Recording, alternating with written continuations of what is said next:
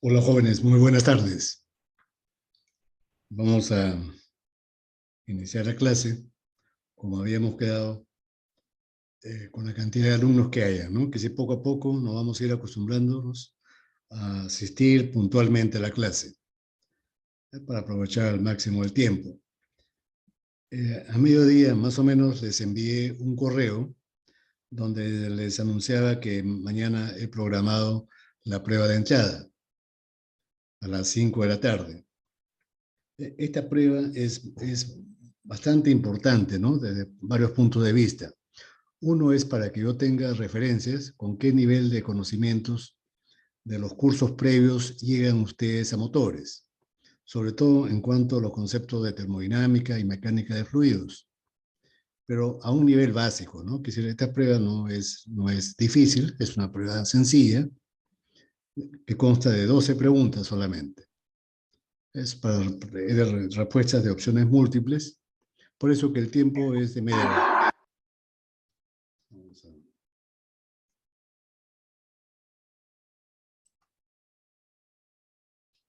No, la calificación que ustedes obtengan ahí no es parte de su calificación al curso.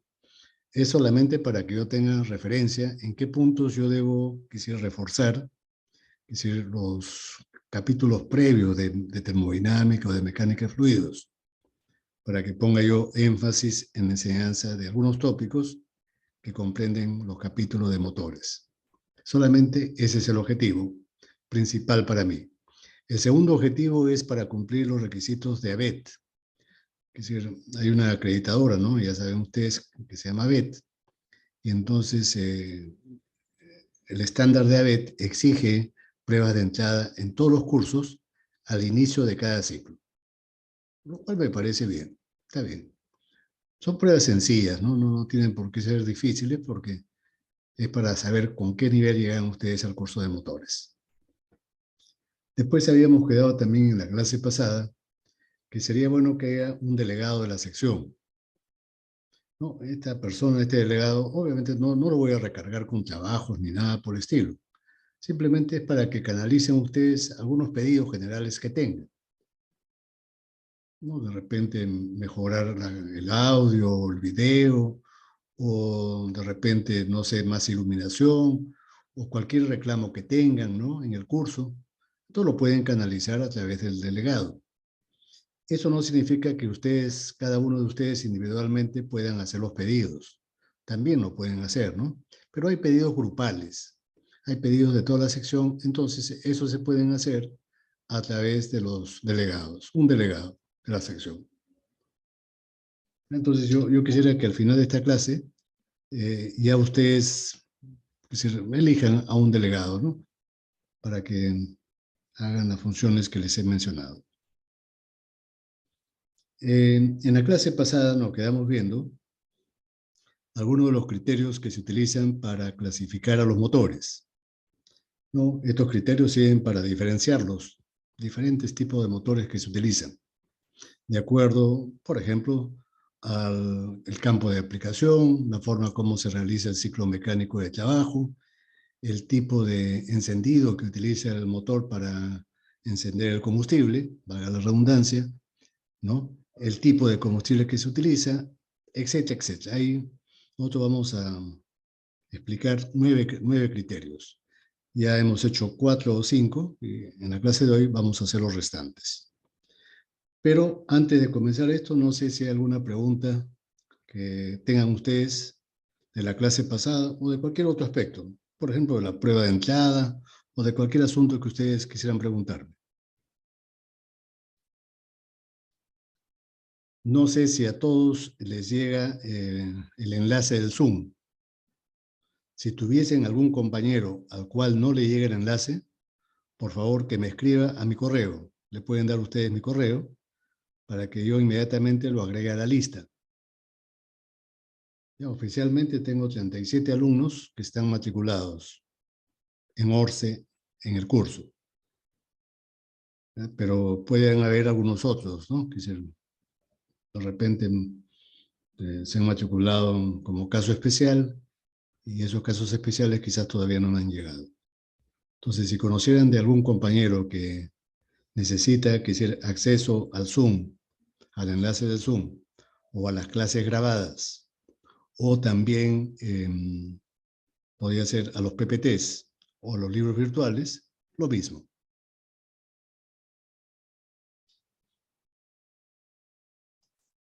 Ya. Entonces vamos a compartir pantalla con ustedes.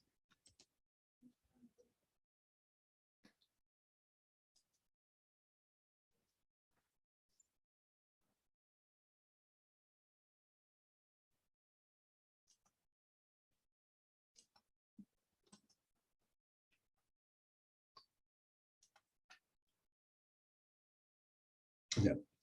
Habíamos visto, por ejemplo, según el campo de aplicación, ¿no? Que es el criterio más básico, ¿no? El que se entiende con facilidad. Dijimos que había dos grandes grupos, motores para vehículos de transporte en sus diferentes modalidades, ¿no? Terrestre, marítimo, aéreo, por carreteras, fuera de carreteras, ferrocarriles, etc. Y también el otro gran grupo son motores estacionarios. Hay una pequeña cantidad de motores que no son ni de transporte, ni para vehículos de transporte, ni tampoco para la generación de energía eléctrica. No son estacionarios. Son para máquinas portátiles, ¿no? También lo describimos. Dijimos que eran motores pequeños, generalmente de 2 tiempos, motores a gasolina, ¿no? Otro criterio que vimos era según el tipo de combustible que utilizaban los motores. Así, cuando Rudolf Diesel inventó el motor diésel, su motor diésel, él mencionó, ¿no?, como parte de su patente, que su motor era capaz de quemar cualquier tipo de combustible, sólido, líquido o gaseoso. Y el primer prototipo que él desarrolló lo quiso hacer funcionar con carbón pulverizado en forma de grafito, inyectándolo al motor a alta presión. Claro, este intento de este prototipo fue fallido, el motor explotó y Diesel estuvo a punto de morir, ¿no?, por la explosión que hubo en su primer prototipo. Después se han hecho intentos, ¿no?, para utilizar carbón como combustible, pero resulta que esto ocasiona una abrasión, un desgaste sumamente acelerado en el motor y en el sistema de inyección. Entonces, no ha tenido éxito ni siquiera en la actualidad. Los combustibles que se utilizan básicamente en los motores de combustión interna son combustibles líquidos, los derivados líquidos del petróleo, que son las gasolinas o los gasóleos. Gasolinas para los motores de encendido por chispa, que siguen el ciclo Otto, y los gasóleos para los motores diésel, donde el combustible se autoenciende por efecto de las altas temperaturas que alcanza el aire al final del proceso de compresión, ¿no? En la actualidad, estos combustibles, gasolinas y gasóleos, en muchos países ya no se venden puros, ¿no?, sino que la gasolina, por ejemplo, se lo mezcla con una pequeña cantidad de etanol, que es un alcohol, ¿no? Entonces, a esa mezcla se le suele llamar gasol. En nuestro medio, por ejemplo, en los grifos, van a ver ustedes la palabra gasol. Gasol de 84, gasol de 90, de 95, de 97 e incluso de 98 octanos. Esa mezcla tiene 7,8% de etanol. El resto es gasolina, del respectivo octanaje, ¿no? Si es gasol de 90, obviamente tiene gasolina de 90 octanos, ¿no? Los gasóleos, es decir, lo que acá en nuestro medio le llamamos petróleo diésel, se mezcla en la actualidad, no solamente en Perú, sino en muchos países, se mezcla con aceite vegetal, pero aceite vegetal tratado químicamente. A ese tratamiento se le llama transesterificación.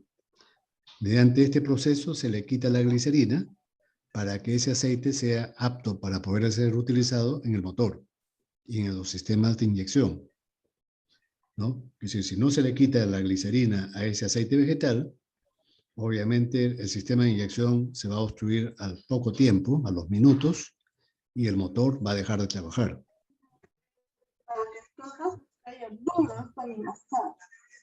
Entonces se mezcla acá, por ejemplo, las gasolinas. Vamos a ver un ratito. O sea, la gasolina se la mezcla con alcohol. Gasolina más etanol. Les pido, por favor, desconectar su micro. Y se le llama gasol. Al petróleo se mezcla el diésel 2, el petróleo diésel 2, más biodiesel. El biodiesel es un aceite vegetal con un proceso químico llamado transesterificación. ¿Ya? Entonces, aquí la cantidad de biodiesel generalmente es 5%. El resto es diésel 2, 95%. En el caso del gasol que se vende en el Perú, tiene 7,8% en volumen de etanol. El resto es gasolina. Ahora, los combustibles gaseosos. Los combustibles gaseosos generalmente se utilizan casi exclusivamente en los motores de encendido por chispa. Motores de encendido por chispa que trabajan con el ciclo Otto. ¿Ya? Es complicado, es difícil y caro utilizarlos en el motor diésel. Se puede hacer, pero es mucho más complicado. Los combustibles gaseosos generalmente se utilizan en motores de encendido por chispa. ¿Ya? Los más conocidos son los dos primeros, el GNV más el GLP. El GNV es metano, más o menos un 10% de metano, no, perdón, 90%. Y el etano, más o menos un 10%. Hay otros componentes minoritarios, pero en porcentajes mucho más pequeños, ¿no? Los más importantes es el metano, el 90%, el resto es etano. En cuanto al GLP, es 60% de propano y 40% de butano. El GLP doméstico, que se utiliza también en las casas para cocinar, más o menos también tiene esta composición, ¿no? Ahora, hay una gran diferencia entre el GNV y el GLP en cuanto a la presión de almacenamiento en los balones. Mientras que el GNV se almacena hasta una presión de 200 bares en nuestro país, la presión máxima en los tanques llega hasta 200 bares, cuando el tanque está lleno a full, ¿ya? 200 bares. En cambio, el GLP es una presión mucho menor, de 4,5, digamos, hasta 5,5. Esto depende de la envasadora, ¿no? Esa presión depende de la envasadora, pero está en ese rango. ¿Está claro? Entonces, estos gases, el propano y el butano, a las condiciones atmosféricas estándar, es decir, a una atmósfera y 20 grados centígrados, están en estado gaseoso, pero tienen la ventaja que con una pequeña compresión se licúan, pasan al estado líquido, y entonces su densidad, ¿no? Y la densidad energética crece notablemente. ¿Qué cosa es densidad energética? El contenido en megajoules por litro que hay en un balón. ¿Cuántos megajoules de energía hay por litro? Cuando un gas se licúa, esa densidad energética crece notablemente. ¿Y qué cosa implica eso? Que en un pequeño volumen yo puedo almacenar una cantidad apreciable de combustible y de energía. Eso, por supuesto, me aumenta los kilómetros que yo pueda recorrer. En cambio, con el GNV, el gas natural vehicular, no ocurre eso. Es decir, a 200 bares sigue estando en estado gaseoso. No se licúa. ¿Ya? Para yo poder licuarlo tendría que enfriarlo. ¿A cuánto? A una temperatura de menos 163 grados centígrados. Ese rango de temperatura, ese valor, corresponde a temperaturas criogénicas. Así se les llama, ¿no? Temperaturas muy por debajo del 0 grados centígrados. Eso requiere, por supuesto, tanques, es decir, adiabáticos, tanques que estén aislados térmicamente del exterior, para que ese líquido no se vaporice en el balón. No queremos que esté en estado vapor en el balón, sino que se mantenga en estado líquido para que en ese volumen se almacene una gran cantidad de energía. ¿Está claro? Otro gas que se emplea, pero a nivel mucho más restringido, ¿no? A nivel local, en algunos sitios, en algunas granjas, se utiliza, por ejemplo, el biogás. El biogás proviene de la fermentación de productos de desecho, generalmente estiércol o productos vegetales en descomposición, residuos, ¿no? Que se fermentan en unos recintos llamados biodigestores, y entonces, después de que se haya procesado esos residuos sólidos, se forma el metano con CO2. Metano con CO2. Más o menos en una proporción de 50-50. 50% de metano, 50% de CO2. Pero repito, eso es mayormente en granjas, ¿no? Granjas. En nuestro país, en nuestro medio, por ejemplo, es decir, ahí en el relleno sanitario de Huaycoloro, hay un gran biodigestor construido técnicamente con todos los estándares técnicos respectivos de los biodigestores. Entonces, esa basura, después de un tiempo, una basura pues, que sea seleccionado, ¿no? Como en otros países. Se selecciona, por ejemplo, los productos orgánicos, se separa los vidrios, se separa los metales, y solamente en el biodigestor se ponen los productos orgánicos, basura o residuos agrícolas, para que se pueda fermentar, ¿no? Se fermenta, y después de la fermentación anaerobia se genera el metano. Ese metano es susceptible de ser quemado en un motor de encendido por chispa, con un equipo especial, por supuesto. El hidrógeno, por ahora todavía es un poco complicado, ¿no? Complicado de generar, de almacenar y de ser utilizado en los motores.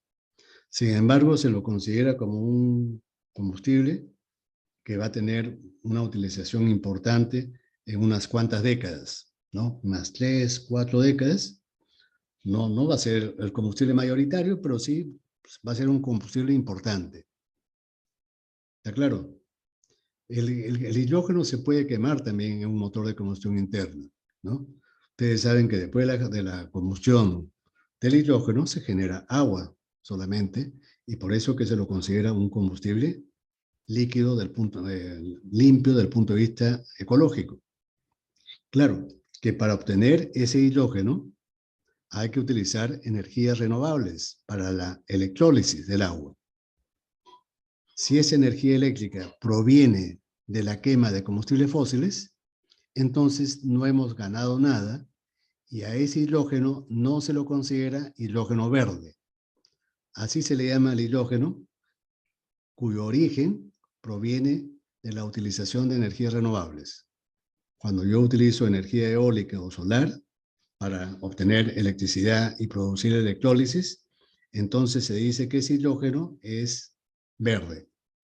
Si la electricidad no proviene de energías renovables, entonces ya no es verde, ya no es, digamos, ecológicamente amigable, ¿no? Entonces, este es un combustible del futuro, no futuro lejano, es un futuro mediano, a mediano plazo. ¿Está claro? También mencioné algo que no sé si ustedes lo llegaron a apuntar, porque no me preguntaron, pero no sé si lo mencioné o no. Los combustibles que se utilizan en motores de encendido por chispa, es decir, lo que sigue en el ciclo Otto, tienen que tener una temperatura de autoencendido muy alta. ¿no es cierto? Muy alta. ¿Por qué? Porque durante el proceso de admisión, al motor ingresa aire más combustible. Y entonces, durante el proceso de compresión, si este motor tuviese una relación de compresión muy alta, entonces habría el peligro inminente de que ese combustible con el aire se autoencienda prematuramente, antes de que el pistón llegue al punto muerto superior y también, por supuesto, antes de que salte la chispa eléctrica. Eso es inaceptable, ¿no? Inaceptable. Que el combustible se autoencienda prematuramente es inaceptable. ¿Por qué? Porque si el pistón recién está subiendo en la carrera de compresión y si es que el combustible se autoencendiera, entonces esa explosión va a provocar una alta presión de gases que se oponen al movimiento ascendente del pistón, se oponen a la compresión, consumiendo inútilmente energía y provocando temperaturas excesivamente altas durante el proceso de combustión. Eso puede provocar que algunas partes del motor se fundan, sobre todo las partes que son de aluminio. Recordemos que los pistones, por ejemplo, de los motores de automóviles actuales son de aleaciones de aluminio, ya no son de acero. Entonces, si la temperatura sube por encima de ciertos valores, eso va a provocar la fusión de estos pistones o de algún otro elemento del motor. Entonces, para evitar este autoencendido prematuro, estos combustibles que utilizamos, gasolinas o gases, tienen que tener una alta temperatura de autoencendido. En cambio, para los motores diésel, el requisito es todo lo contrario. En los motores diésel ya saben ustedes que durante la admisión solamente se admite aire, ¿no es cierto? Por eso que estos motores pueden utilizar altas relaciones de compresión sin peligro alguno de que se autoencienda, porque el aire pues no es combustible, ¿no? Nunca se va a autoencender, ¿no es cierto? Y mientras mayor sea la relación de compresión, al final del proceso de compresión el aire va a estar muy caliente. ¿Esto conviene o no conviene? Que el aire esté muy caliente al final de la compresión. La respuesta es evidentemente positiva, ¿no? Sí conviene. ¿Para qué? Para que el combustible que yo inyecto justo en ese momento, al final de la compresión, rápidamente se autoencienda. Eso es lo que queremos, que el combustible se autoencienda casi de inmediato para que el aumento de la presión se produzca justo cuando el pistón está en la parte más alta. Entonces aprovechamos toda la carrera de expansión para producir trabajo. Si el combustible se demoraría mucho en autoencenderse, ¿qué va a ocurrir? El pistón se va a seguir moviendo. Va a llegar al punto más alto y el combustible todavía no se va a encender. Va a comenzar a bajar y recién, ya cuando el pistón está bajando, recién se puede autoencender. Y entonces, ¿qué cosa va a traer como consecuencia de eso? Que la expansión y la combustión van a ser débiles. No van a generar ni trabajo ni energía útil en cantidades apreciables. Entonces, nosotros requerimos que el combustible en el motor diésel se autoencienda con rapidez para que la combustión se produzca al inicio del proceso de combustión, cuando el pistón está cerca del punto muerto superior, no cuando el pistón ya bajó. Queremos que la combustión se produzca principalmente al inicio de la carrera de expansión, cuando el pistón está cerca del punto más alto. Esa propiedad tienen los petróleos, ¿no? Y los biodiesel, que su temperatura de autoencendido es relativamente baja. Tal como lo vimos acá, ¿no? No sé si lo mostré. Vamos a mostrarlo, a ver.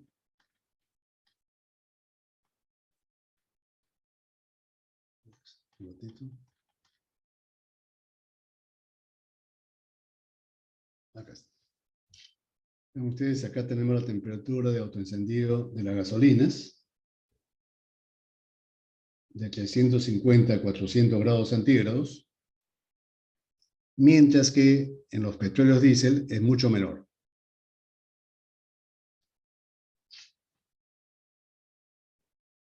¿Ya? Entonces, los requisitos de autoencendido son contrarios de las gasolinas con respecto a los gasóleos. Ya ahora es fácil entender por qué, ¿no? ¿Por qué? ¿Tienen alguna pregunta, por favor? ¿Tienen alguna pregunta? Ah, sí, profesor, disculpe. Ya, está bien. Usted mencionó que los combustibles líquidos estaban más enfocados a lo que era los motores de compresión. Es decir, los combustibles líquidos son los más utilizados en los motores de combustión interna, sean motores encendidos por chispa con el ciclo Otto o sea en los motores diésel. ¿Ya? Es decir, Ah, en los motores encendidos por chispa se utilizan principalmente gasolinas. Ahora en la actualidad también se utilizan el etanol. Y en los motores diésel se utilizan los petróleos, que el nombre técnico es gasóleo. Eso es lo que mencioné. Ahora, hay combustibles alternativos a los combustibles líquidos, que son los gases. GNV, GLP, biogás, hidrógeno. Pero estos combustibles gaseosos generalmente se utilizan en motores de encendido por chispa, los que siguen el ciclo Otto, los que normalmente trabajan con gasolinas. No en los motores diésel, ahí es mucho más complicado utilizarlo. Eso es lo que mencioné. profesor, ¿y eso se debe a su temperatura de autoencendido también? ¿O? En los motores encendidos por chispa, es decir, se necesita que el combustible, sea líquido o sea gaseoso, tenga una alta temperatura de autoencendido. Ya sabemos por qué. En el proceso de admisión no solamente entra aire al motor, entra aire más combustible. Y esa mezcla es la que se va a comprimir. Ya sabemos que cuando una sustancia se comprime, no solamente aumenta su presión, sino aumenta su temperatura.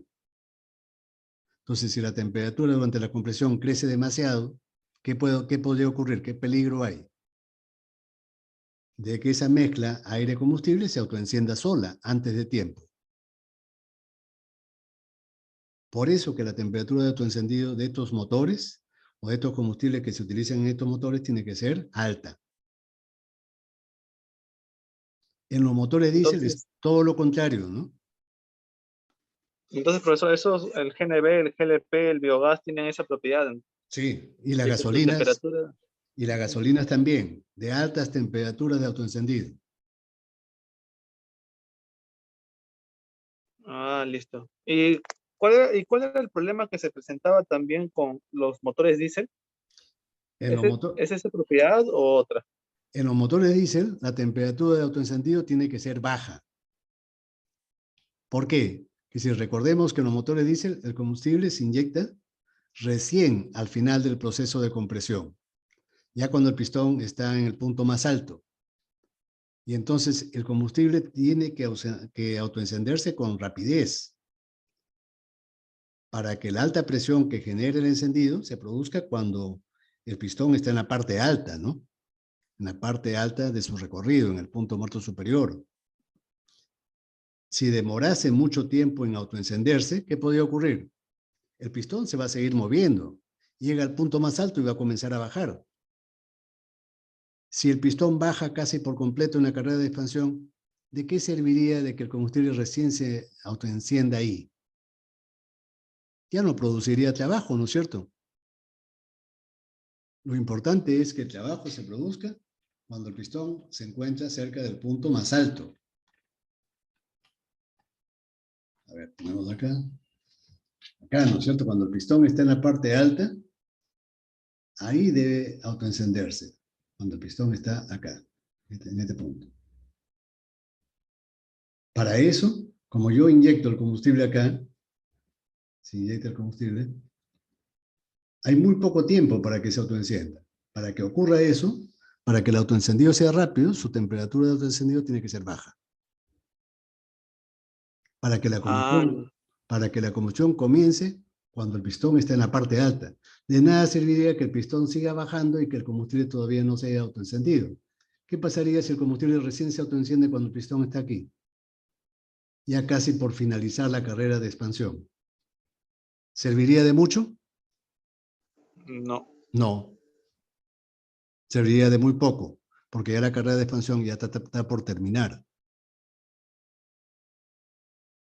Por eso que tiene que autoencenderse con rapidez el petróleo.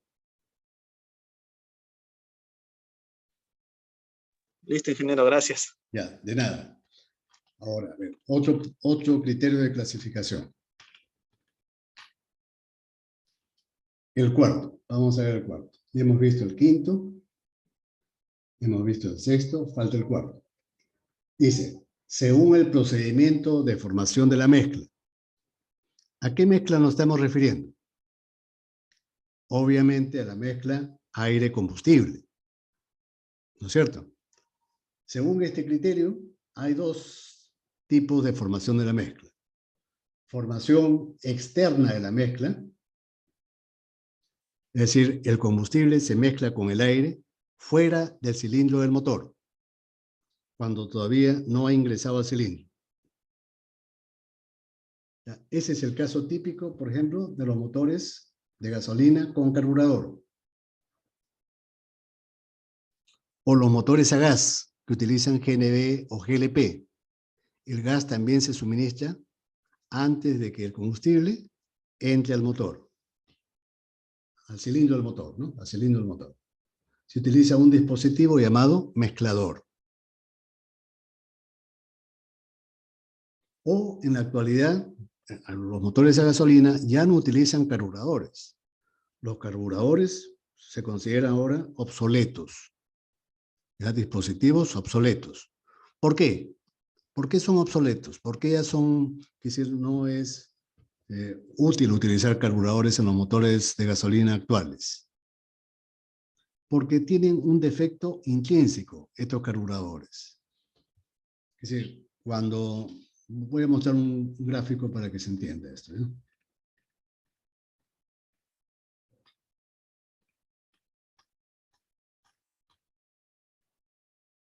Este es un motor a gasolina con carburador, el que se muestra en la parte izquierda. Este es el motor, es el esquema de un motor, ¿no? Y aquí tenemos el carburador amplificado. Amplificado. ¿Qué cosa hay en el carburador? En el carburador hay un Venturi. Este es el tubo Venturi, este de acá. Este o este de acá, es lo mismo. Un tubo Venturi. Tenemos una cuba de combustible, una cuba, un recipiente. Esta es la cuba. Con su flotador. Un flotador para controlar el nivel, como existen los wateres de los baños, ¿no? En los wateres hay una boya, un flotador que controla el nivel máximo del líquido dentro de esa cuba, dentro de ese recipiente. Cuando alcanza cierto nivel, deja de ingresar gasolina, ¿no? Ya no entra más, se cierra. Esta es la cuba, con su flotador. Y hay unos tubitos que se llaman surtidores. Surtidores. ¿Qué cosa ocurre? Cuando el pistón desciende en la carrera de admisión, ya sabemos que aquí se produce vacío. Y ese vacío es el que succiona al aire y al combustible. Entonces el aire comienza a ser succionado y entra al Venturi del carburador. Pero el Venturi tiene una garganta angosta. ¿Qué cosa creen ustedes que le pasa al aire cuando pasa por esa zona angosta? Por la ecuación de Bernoulli, ¿qué le pasa al aire? Se acelera, ¿no es cierto? Se acelera. Y al acelerarse, produce un vacío local. Produce vacío. Este vacío que se forma en la garganta del Venturi, lo utilizamos para succionar la gasolina. Sube la gasolina por este tubito surtidor, es un tubito capilar, sube, se aspira y por la corriente de aire se dispersa. Se dispersa. Y poco a poco se va vaporizando. Esas gotitas se van vaporizando. y una gran parte del combustible ya entra en estado vapor, gasolina vaporizada. Gasolina vaporizada. Claro, es inevitable que hayan gotas líquidas que entren, ¿no? Estas gotas líquidas van a terminar de vaporizarse ya dentro del cilindro en pleno proceso de compresión. Esa propiedad tienen las gasolinas, ¿no? Que son volátiles, que rápidamente se vaporizan. Pero ¿qué cosa resulta? Que este carburador solamente pulveriza bien el combustible cuando el aire entra a gran velocidad y cuando entra gran cantidad de aire. Esas son las condiciones para que el combustible se vaporice adecuadamente, que el aire entre a velocidad y en gran cantidad. Si no se cumplen esas condiciones, la vaporización y la pulverización son defectuosas. ¿Cuándo ocurre eso? Cuando el motor, por ejemplo, trabaja con baja velocidad. ¿Y en qué condiciones un motor de gasolina trabaja con baja velocidad? Cuando, por ejemplo, lo hacemos funcionar en la ciudad. En las horas punta, en las horas de alta congestión, el motor trabaja a baja velocidad. En esas condiciones, esta válvula de mariposa, acá tenemos una mariposa, que regula la cantidad de aire y de mezcla que ingresa al motor. Esa válvula de mariposa está controlada por el acelerador, ¿no es cierto? El acelerador que está en la cabina del chofer. Cuando el chofer pise el acelerador, esta mariposa se abre y el aire ingresa a gran velocidad y en gran cantidad. Pero eso no ocurre en la ciudad. Nosotros pisamos el acelerador a fondo solamente cuando vamos en una carretera libre y recta, ¿no? En la ciudad es imposible que eso ocurra. Apenas si pisamos el acelerador porque las condiciones de tránsito no nos permiten correr pues a 180 kilómetros por hora. En esas condiciones, el carburador trabaja ineficientemente.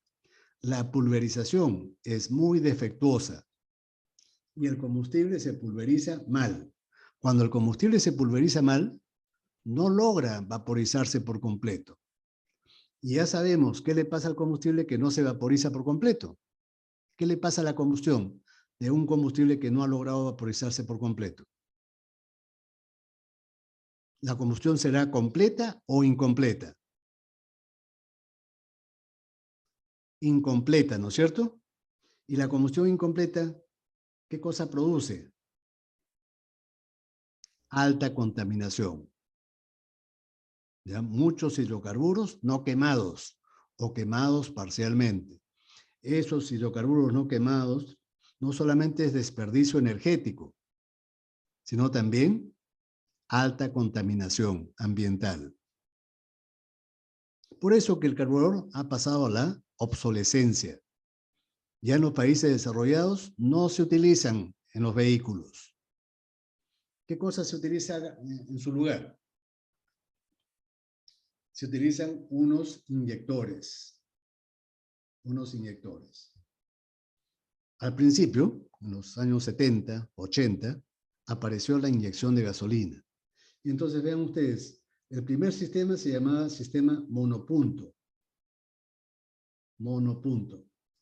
Un solo inyector para todo el motor. Un solo inyector. Antes de la válvula de mariposa, de todas maneras, había una válvula de mariposa que controlaba la cantidad de aire que ingresaba al motor. Pero inmediatamente este sistema evolucionó. Ya los fabricantes comprendieron que era mejor ponerle un inyector por cada cilindro. Un inyector. Y apareció el sistema multipunto. Sistema multipunto. Pero vean ustedes, se mantiene la válvula de mariposa. Se mantiene la válvula de mariposa. ¿Ya? Entonces, ¿qué ventaja tiene este sistema de inyección de gasolina con respecto al carburador? Que el combustible que llega al inyector proviene de una bomba eléctrica, una bombita eléctrica que está en el tanque de combustible. Y esa bomba siempre está trabajando por la electricidad proveniente de la batería. Siempre está trabajando en forma eficiente. Y por lo tanto, la pulverización del combustible ya no depende ni de la velocidad ni de la carga del motor. Ya no importa cuánto esté pisando el acelerador del chofer. Esa bomba siempre va a provocar una buena pulverización. Por supuesto, esa buena pulverización me va a garantizar que todo el combustible se vaporice y que la combustión sea mucho más eficiente. ¿Está claro? Por eso que la inyección de gasolina desplazó casi por completo al carburador. Ya los carburadores en los motores, es decir, en los países desarrollados, europeos, norteamericanos y asiáticos, ya no se utilizan. Salvo para pequeñas máquinas, ¿no? Pero no para automóviles. ¿Está claro? Entonces, a esto se le considera formación externa. ¿Se entiende por qué? Vean ustedes que la mezcla aire-combustible se produce en esta zona, ¿no? Antes que la mezcla ingrese al motor. Entonces, la formación de la mezcla es antes que ingrese al motor. Este es un caso especial que lo voy a explicar después. Es la inyección directa de gasolina, ¿no? En los motores modernos, a gasolina, el combustible se inyecta ahora directamente al cilindro. Pero eso lo voy a explicar enseguida, un poquito después. Profesor, Sí. disculpe una consulta. Sí. Y en esos se inyecta el combustible, ¿de todas maneras se utiliza el encendido, la bujía? Por supuesto. Hemos dicho que las gasolinas tienen alta temperatura de autoencendido. Durante el proceso de compresión, esta gasolina, por más que estemos utilizando inyectores, se va a comprimir con el aire. Y entonces siempre va a existir el peligro de autoencendido prematuro. Por eso, esto como la gasolina requiere de todas maneras para el encendido una bujía. ¿Está claro? Mientras mayor es el octanaje de la gasolina, entonces la temperatura de autoencendido es mayor. Y la chispa tiene que ser más potente. ¿Está claro? Todos los motores que utilizan gasolinas o gases necesitan una bujía para el encendido. Su temperatura de autoencendido es alta. Ahora, en los motores diésel, ¿qué pasa en el motor diésel? En el motor diésel, acá vemos un ejemplo, acá.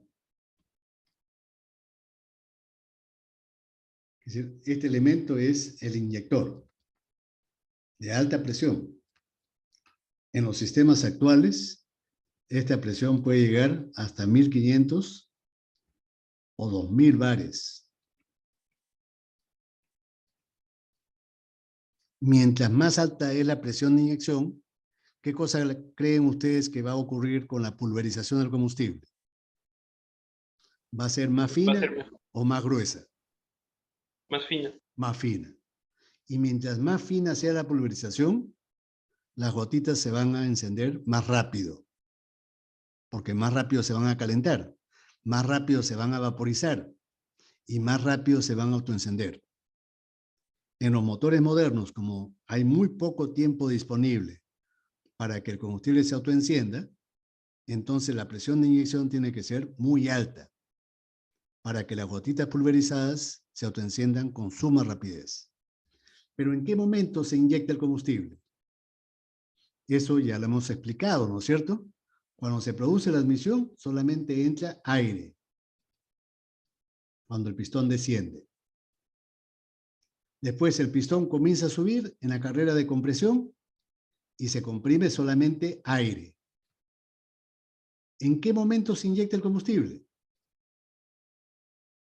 Cuando el pistón está cerca del punto muerto superior, al final del proceso de compresión. Recién ahí se inyecta el combustible. ¿Y por qué motivo? Porque al final de la compresión, El aire ya está muy caliente. Digamos, entre unos 500 y unos 700 grados centígrados. Con esa temperatura, el combustible que yo inyecte rápidamente se va a autoencender. Mientras más caliente esté el aire, mejor. Más rápido va a producirse el autoencendido. ¿Está claro? A esta formación de la mezcla, ¿cómo creen ustedes que se le llama? Si al anterior, cuando utilizábamos gasolina, se le llamaba formación externa de la mezcla, ¿cómo creen ustedes que se llama este tipo de formación de la mezcla? Formación interna. La mezcla aire-combustible se forma dentro del motor. Esto es típico de los motores diésel. La formación externa es típico de los motores a gasolina o a gas. ¿Está claro? Pero en la actualidad les mencionaba que había una excepción con la gasolina. En la actualidad, los motores más modernos de gasolina, el combustible ya no se suministra fuera del cilindro. Ya no es con formación externa, sino que hay inyectores como si fueran motores diésel. Y el combustible se inyecta dentro del cilindro del motor. Dentro del cilindro. ¿Ya? Pero una diferencia con respecto al motor diésel, ¿no? Porque uno podría pensar, entonces ya no es un motor de encendido por chispa, es un motor diésel. No, el motor sigue siendo de encendido por chispa. Sigue habiendo una bujía de por medio para que se produzca el encendido.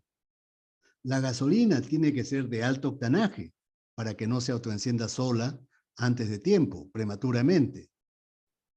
¿Está claro? La otra diferencia con el motor diésel es que el combustible no se inyecta al final del proceso de compresión. Se inyecta más o menos cuando el pistón está subiendo, cuando está por la mitad de la carrera de compresión, para que la presión no sea muy alta, ¿no? Porque si la presión dentro del cilindro es muy alta en el momento en que estamos inyectando, entonces la presión del inyector también tiene que ser alta. Y los inyectores, mientras más alta es su presión, más costosos son. ¿No es cierto? Más complicados, más complejos y más costosos. Entonces, en estos motores, los inyectores no son tan potentes como en los motores diésel. La otra diferencia es que el encendido se sigue produciendo con una bujía. No es que el motor se ha convertido en un motor de ciclo diésel. El ciclo sigue siendo Otto. Lo único es que yo estoy inyectando el combustible dentro del cilindro. ¿Está claro? Después vamos a explicar, ya avanzado el curso, vamos a explicar cómo funcionan. Por ahora solamente les indico que los motores actuales a gasolina utilizan la formación interna de la mezcla. El combustible se inyecta ahora dentro del cilindro, ya no fuera como antes, sino dentro del cilindro. Pero noten ustedes que siguen utilizando una válvula de mariposa. En los tres casos de los motores de gasolina, hay una válvula de mariposa. En los motores diésel, no hay ninguna válvula de mariposa en el tubo de admisión. Este es el tubo de admisión por donde entra el aire. Ahí no hay ninguna válvula. Y eso, ¿creen ustedes? ¿Qué creen ustedes? ¿Que es una ventaja o es una desventaja que no tenga válvula de mariposa? Una ventaja. Una ventaja, porque no se obstruye el ingreso del aire. El aire ingresa libremente, sin obstrucción alguna. La presencia de una mariposa restringe el paso del aire.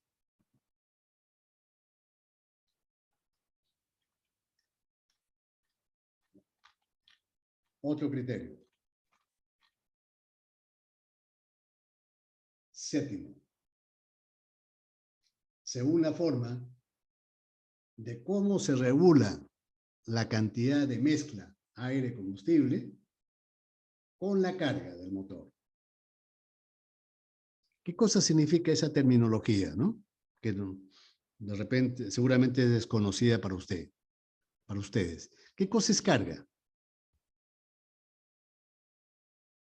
Carga es toda aquella fuerza externa que se opone al movimiento del motor y del vehículo, si es que el motor es para un vehículo. Por ejemplo, ¿qué fuerzas se oponen al movimiento de un vehículo? Por ejemplo, el rozamiento. Entre las llantas y el pavimento hay rozamiento. Esa fuerza de rozamiento se opone al movimiento del motor, ¿no es cierto? Y esa fuerza de rozamiento sabemos que crece cuando hay mayor cantidad de peso que lleva el vehículo. Recuerden que la fuerza de rozamiento es el coeficiente mu por la normal. Y esa normal está en relación directa con el peso que transporta ese vehículo. ¿No es cierto? Si el vehículo transita a mayor velocidad, hay mayor fuerza de resistencia, de arrastre, del viento. ¿No es cierto? Si el vehículo va a más velocidad, la fuerza de arrastre crece notablemente con el cubo de la velocidad, ¿no? La potencia. La fuerza crece con el cuadrado. ¿Ya? Otra fuerza que se opone al movimiento es la pendiente del camino, si es que el motor es vehicular. Si hay más pendiente, hay mayor oposición al movimiento del vehículo y al movimiento del motor. A eso le vamos a llamar carga. La fuerza externa que se opone al movimiento del motor. ¿Está claro? O torque también. Podemos llamarle fuerza o el torque, su equivalente, ¿no? Fuerza o torque. ¿Está bien? Ahora, si el motor, digamos, está sometido a más carga, obviamente tiene que el motor desarrollar más potencia para que no se apague, para que no se frene. ¿No es cierto? Si el motor está sometido a mayor carga, entonces este motor tiene que desarrollar más potencia. ¿Cómo hacemos para que el motor desarrolle más potencia? De ahí viene la clasificación. Nosotros podemos regular la carga o la cantidad de mezcla de forma cualitativa, lo cual es válido en los motores diésel, o de forma cuantitativa, lo cual es válido en los motores de encendido por chispa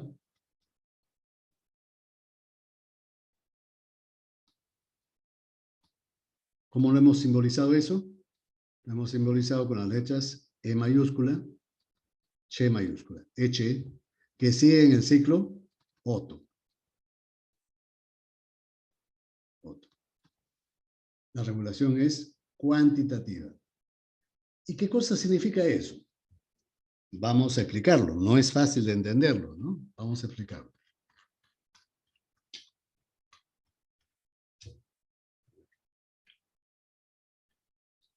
Y vamos a utilizar un ejemplo fácil de entender.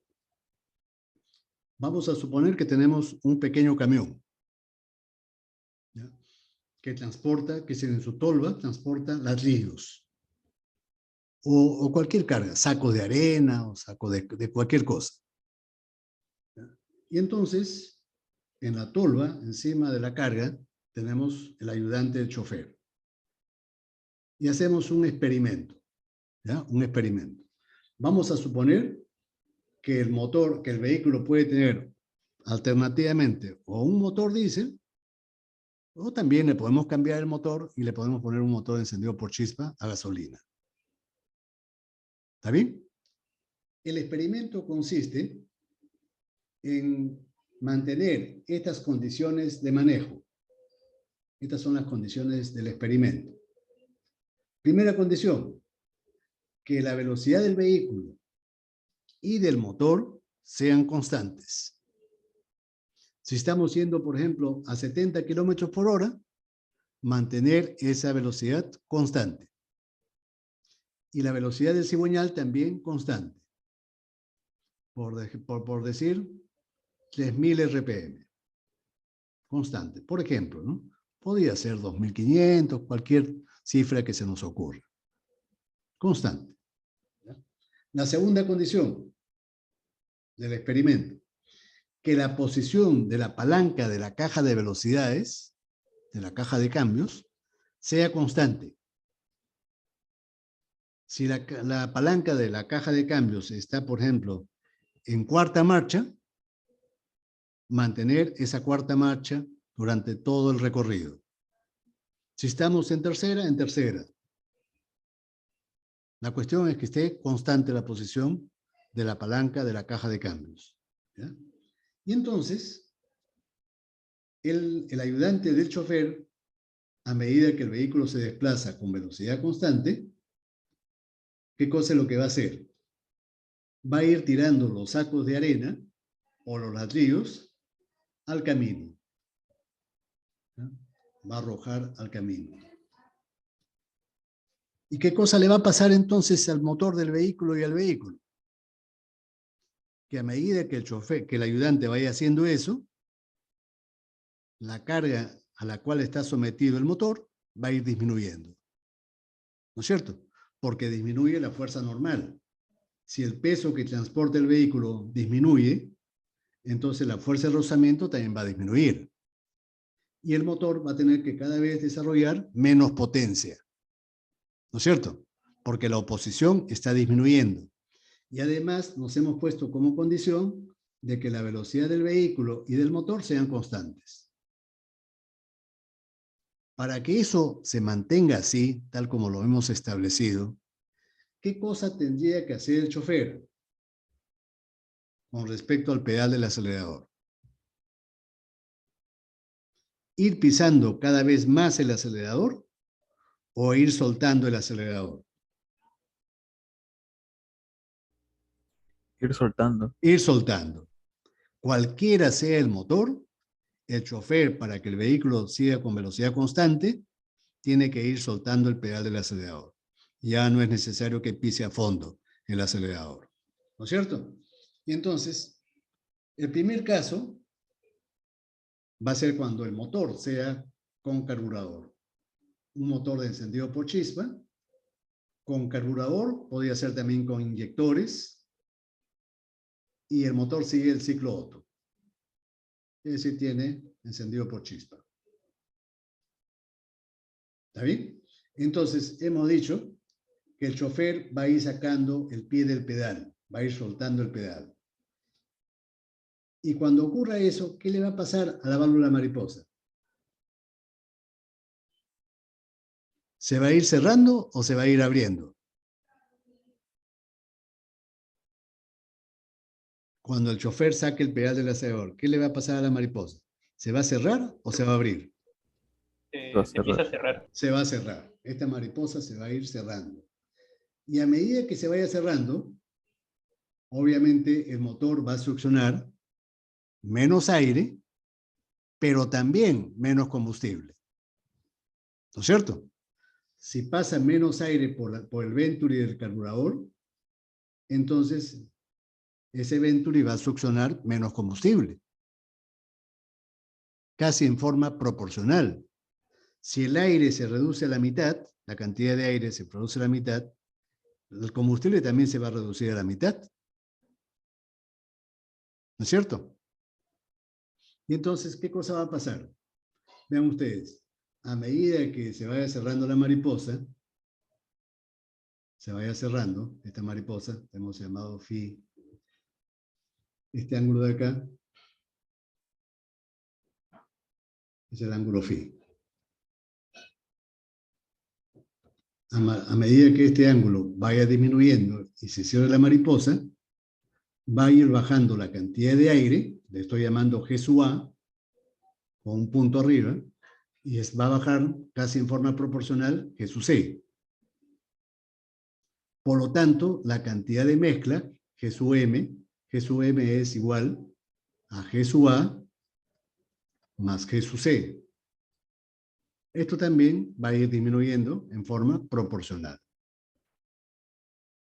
¿Está claro? ¿Y qué cosa le pasa a la relación aire-combustible? Si estas dos magnitudes bajan, pero bajan casi en la misma proporción, tanto el flujo de aire como el flujo de combustible disminuyen y casi se mantienen proporcionales. ¿Qué le va a pasar al cociente entonces?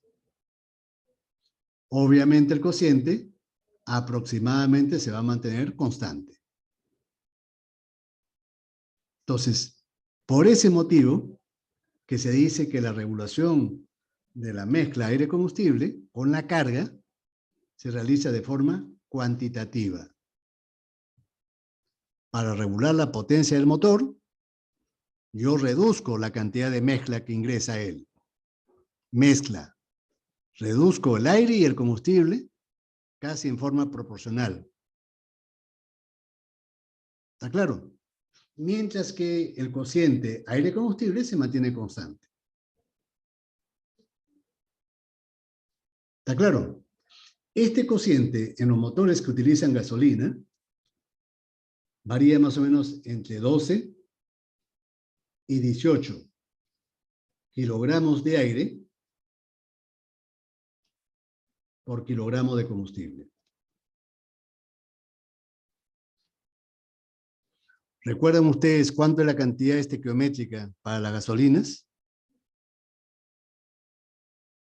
Quizás no lo recuerdan bien, pero para las gasolinas, para el isoctano, por ejemplo, o para el octano, más o menos es la relación estequiométrica, se le llama así, relación aire-combustible estequiométrica, más o menos vale 14,7 kilogramos de aire por kilogramo de combustible. Y vean ustedes que esta relación para un motor real fluctúa alrededor de este valor. No nos podemos alejar mucho. ¿Por qué motivo? Porque si yo empobrezco mucho la mezcla, es decir, si subo, por ejemplo, a 20 kilogramos de aire por kilogramo de combustible, la mezcla se apaga. Por más que salte la chispa, la combustión se apaga. Lo mismo ocurre si la mezcla fuese muy rica. Si yo utilizara una relación, por ejemplo, de 10 kilogramos de aire por kilogramo de combustible, una mezcla muy rica en combustible. También pasa lo mismo. Por más potente que sea la chispa, la mezcla va a llegar un momento en que se apaga. Y el motor también se apaga. Entonces, estos motores tienen esa limitación, que la relación aire-combustible tiene que estar en las cercanías del valor estequiométrico para que puedan funcionar. Si nos alejamos mucho del valor estequiométrico, se apaga el motor. ¿Está claro? Profesor, una Sí. consulta. Disculpe, no le entendí esa parte que mencionó que si hay demasiado combustible, pues también el motor se apaga. Sí. Es una mezcla, por ejemplo, que tenga 10 partes de aire por una parte de combustible. Lo normal es que esté cerca de 14,7. Y a 10 significa que hay mucho combustible para el aire que ha entrado. Entonces, sorprendentemente, esa es una propiedad de las mezclas aire-combustible homogéneas. Demasiado combustible. Ya uno podría pensar, más combustible va a arder mejor, ¿no? La llama va a ser más intensa. Eso es al aire libre. Cuando quemamos gasolina al aire libre, a eso se ocurre, porque hay aire de sobra. Pero acá es dentro del motor. ¿Ya? Si yo pretendo enriquecer mucho la mezcla, no va a ocurrir lo que nosotros intuitivamente pensamos, que la mezcla va a arder más intensamente. No, no ocurre eso. Se apaga, sorprendentemente. Eso, claro, lo vamos a entender cuando expliquemos el proceso de combustión. Ahorita estoy hablando generalidades solamente. Ya, no pretendo que con esta breve explicación se entienda todo el fenómeno de la combustión. No, sino simplemente les estoy diciendo qué cosa es lo que va a pasar. Ya cuando lleguemos al proceso de combustión, ahí lo vamos a entender a cabalidad. ¿Por qué se apaga?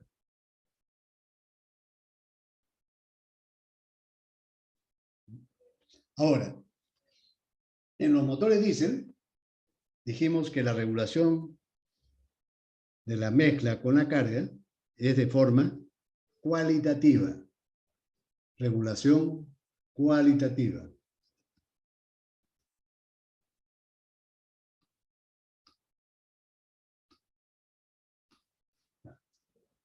Entonces, ¿cómo se regula la potencia en un motor diésel? En ese mismo camión que hemos puesto como ejemplo, dijimos que a medida que el ayudante vaya botando los ladrillos al camino, de todas maneras el chofer va a ir sacando el pie del pedal. ¿Ya? Entonces el pedal lo va a ir soltando el chofer, lo va a ir soltando. Pero en este caso dijimos que los motores diésel no tienen válvula de mariposa. Entonces, si el acelerador no está unida a la mariposa, ¿a qué cosa está unida entonces? Está unido a algún dispositivo de la bomba de inyección. Algún dispositivo. ¿Qué dispositivo es la bomba? En muchos casos a una cremallera. Una cremallera es una barra con dientes. Y cuando yo suelto o muevo el acelerador, esta cremallera se mueve, esta de acá, para la derecha o para la izquierda. Y cuando ocurre eso, cambia la dosificación del combustible que se inyecta al motor. En otras palabras, cuando yo empujo el acelerador, estoy actuando directamente sobre la bomba de inyección, suministrando mayor o menor cantidad de combustible. No es como en el caso de los motores de carburador o como en el caso de los motores de inyección de gasolina, que el acelerador estaba unido a una mariposa. Aquí no, el motor diésel no tiene ninguna mariposa.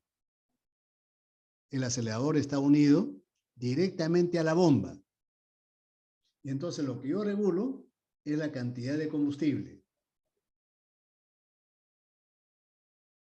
Vean ustedes que en este caso la cantidad de aire se mantiene casi constante. La pregunta que surge de inmediato es, ¿por qué el aire se mantiene casi constante? ¿Cuál de las condiciones que hemos preestablecido es la que determina que la velocidad de la cantidad de aire se mantenga constante? Noten ustedes que hemos puesto como premisa que la velocidad del motor sea constante. Si el pistón se mueve con velocidad constante, ¿no creen ustedes que la succión también va a ser constante? La succión del aire que entra al motor se produce porque el pistón desciende en cada carrera de admisión. Si esa velocidad del pistón se mantiene constante, ¿qué cosa le ocurrirá a la cantidad de aire que ingresa al motor? También se va a mantener constante. Ese es el motivo por el cual ocurre esto, ¿no? Que el aire se mantiene casi constante. Aquí lo estoy poniendo, ¿no? Casi constante. Mientras que el combustible va a ir descendiendo. Ahora, supongan ustedes que al principio, cuando el camión estaba lleno y cuando el chofer pisaba el pedal a fondo, el motor trabajaba con la máxima cantidad de combustible, ¿no es cierto? Vamos a suponer que por cada parte de combustible, por cada unidad de combustible, vamos a unidad de combustible, entran al motor 20 partes de aire, 20 unidades de aire. Cuando hablo de unidades, pueden ser metros cúbicos, pies cúbicos, litros, cualquier unidad. ¿Ya? Siempre que si los motores diésel trabajan con mezclas pobres con respecto a los motores de gasolina. ¿Ya? ¿Cuánto es la relación aire-combustible inicialmente entonces? ¿Cuánto vale la relación aire-combustible? 20. 20. Muy bien. ¿Cuánto vale la suma de estos dos? La cantidad de mezcla. 21 unidades de mezcla entran al motor. Cuando el chofer pisa el pedal a fondo. Supongan ustedes que ahora ya el camión se descargó en la mitad. Se descargó a la mitad del ladrillo nomás queda. ¿Ya? Entonces, al motor le siguen entrando 20 unidades de aire. ¿Y cuántas unidades de combustible ingresan entonces? ¿Entrará una unidad o menos? Menos, ¿no es cierto? Porque el camión ya se está descargando. Va a entrar, digamos, supongamos que es media unidad. Porque hemos descargado la mitad de ladrillos. ¿No es cierto? Entonces, ¿cuánto es la relación aire-combustible en este caso?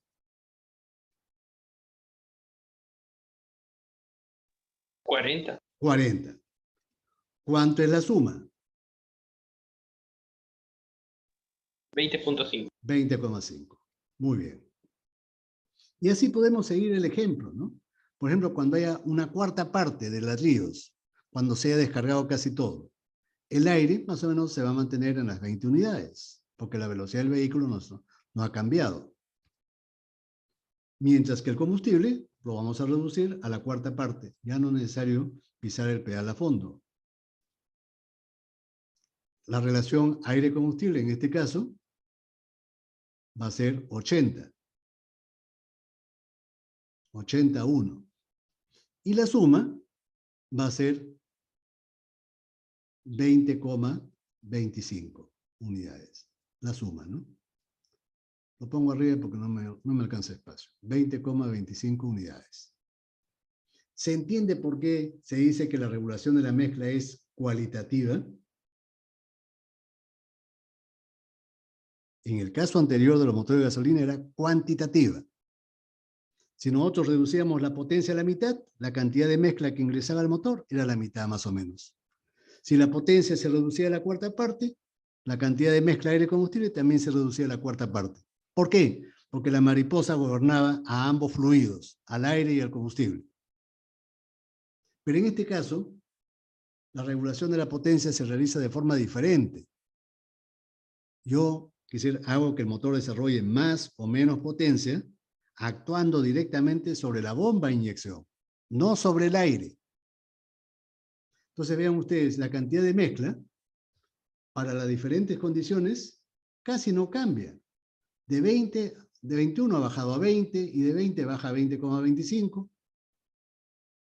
No ha cambiado mucho, ¿no? Por eso que se dice que la mezcla varía de forma cualitativa. ¿Por qué? Porque la relación aire-combustible se ha cambiado significativamente. De 20 que trabajábamos con toda la carga, a 80 cuando el motor está casi descargado. La relación aire-combustible se ha cambiado. En el caso anterior, no. En el caso anterior variaba solamente de 12 a 18. Aquí varía de 20 a 80. ¿Se entiende la diferencia? Cuando el motor trabaja con poco combustible, se dice que la mezcla es pobre. Cuando el motor trabaja con mayor cantidad de combustible, se dice que la mezcla es más rica, comparativamente, ¿no? ¿Se ha entendido, por favor? Sí. Ya. Esto que he explicado, vean, que si lo han entendido, muy bien, perfecto. Porque es un poquito difícil de entender, ¿no? ¿Qué cosa es lo difícil de entender? ¿Por qué el aire no cambia, por ejemplo, en este caso de los motores diésel? ¿Por qué no cambia? Porque me he puesto como condición de que la velocidad del vehículo no cambie. Y para que la velocidad del vehículo no cambie, el chofer tiene que ir soltando el pedal. Pero como no hay ninguna mariposa, entonces la cantidad de aire se mantiene casi constante. En los motores que utilizan gasolina, ahí sí cambia la cantidad de aire. A pesar que la velocidad del camión es constante, sí cambia la cantidad de aire que ingresa al motor. ¿Por qué? Porque en el tubo de admisión hay una válvula mariposa a medida que el camión se va descargando, el chofer va a ir soltando el pedal y la válvula de mariposa se va a ir cerrando. Al cerrarse la mariposa, en el caso anterior, no solamente baja el combustible, sino que también baja el aire. ¿Está bien? Entonces, cuando el camión desarrolle la mitad de potencia, la cantidad de mezcla se va a reducir a la mitad, más o menos. Si la potencia que requiero es la cuarta parte, la cantidad de mezcla más o menos se va a reducir a la cuarta parte. En cambio, en el motor diésel no ocurre eso, ¿no? En el motor diésel la cantidad de mezcla casi es igual. De 21 ha bajado a 20 y de 20 bajó a 20,25. No cambia mucho, ¿no? Pero sí cambia la relación aire-combustible, significativamente.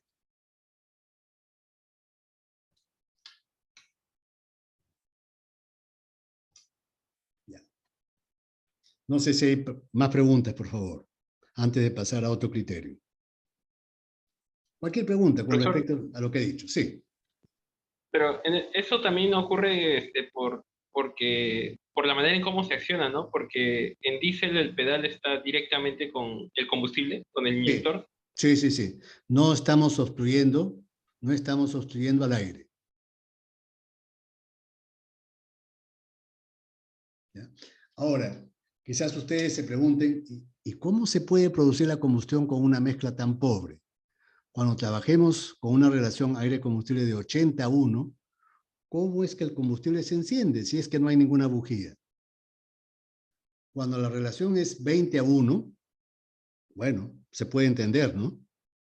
El combustible se autoenciende porque hay una gran cantidad de combustible. Pero cuando trabajemos con poco combustible, ¿por qué? ¿Cómo se enciende? Vamos a ver acá una pizarra, voy a poner una pizarra. Puede ser el esquema de un motor.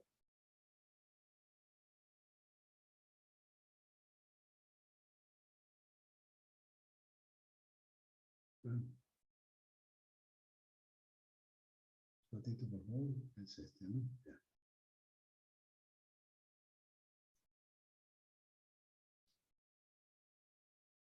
No sé por qué no puedo escribir. Para un momentito.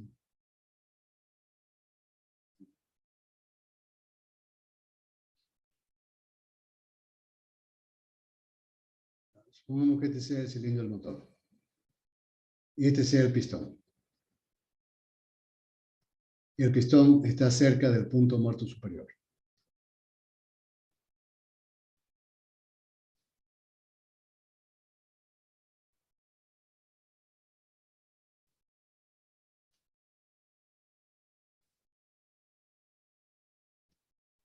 Supongamos que el inyector está acá. Y que inyectamos el combustible. Acá.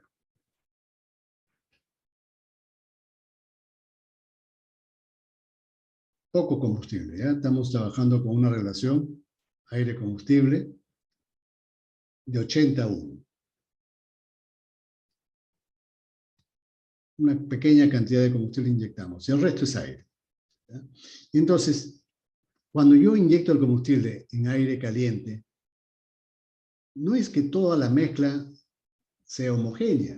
En este momento, aquí cerca del chorro de combustible, la mezcla es puro combustible. ¿No es cierto? Acá es puro combustible. Y en las zonas alejadas del inyector es puro aire. Y solamente en algunas zonas, donde el combustible ha logrado vaporizarse y difundirse en el aire, en algunas zonas, la relación local, aire-combustible, más o menos está en la relación, digamos, de 14-15-1.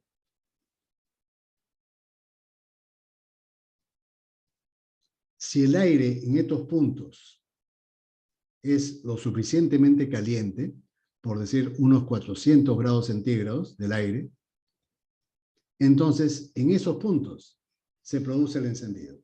Aquí, solamente aquí. Y a partir de estos puntos de encendido, esto se encarga de encender el resto, que se va vaporizando paulatinamente. A partir de estos focos iniciales de encendido. No es que todo se enciende en simultáneo, no, eso no ocurre así.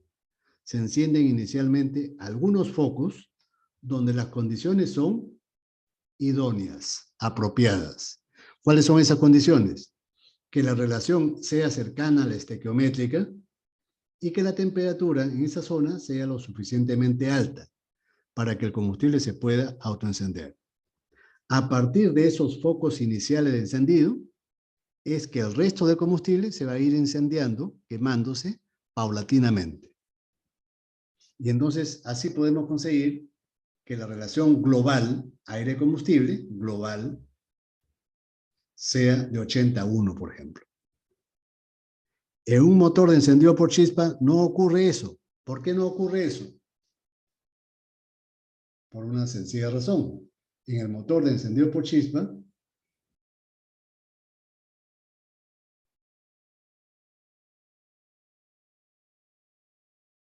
este es el pistón, aquí está la bujía, ya no tenemos inyector, sino bujía. En el momento que salta la chispa, ya todo el combustible con el aire están casi mezclados homogéneamente.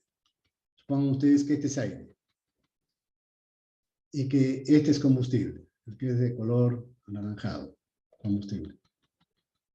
Vaporizado, ya se vaporizó. Y la relación aire-combustible en toda la cámara es homogénea,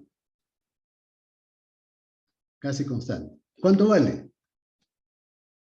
De 12 a 18 kilogramos de aire por kilogramo de combustible.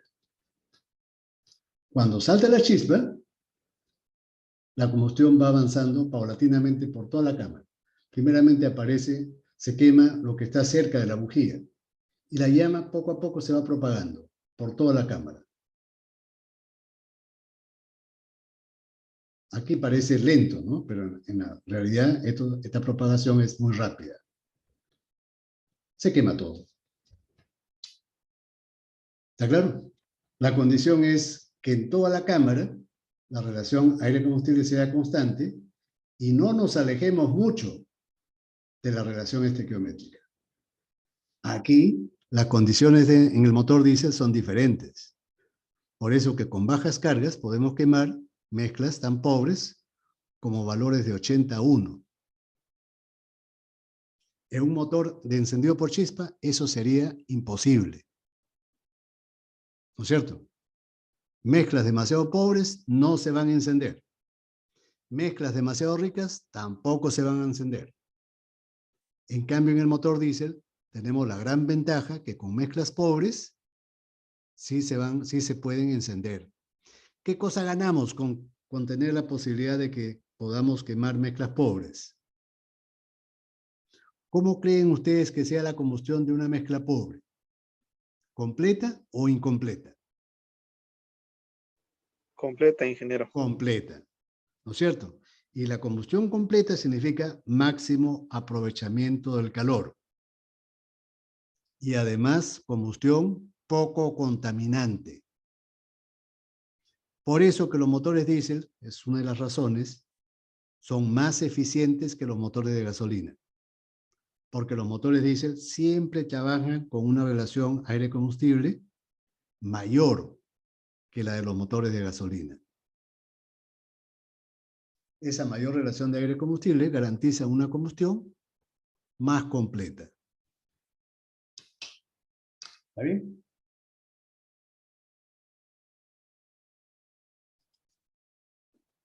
Profesor, disculpe, esa relación aire-combustible que nos favorece también se debe a la presión a la que está sometido, ¿no?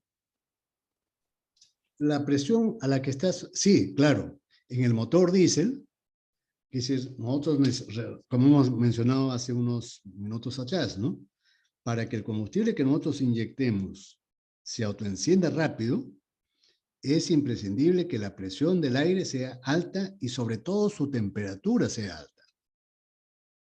Por lo menos el aire tiene que estar a 400 grados centígrados, como dice la anotación en la pizarra. Por lo menos a 400.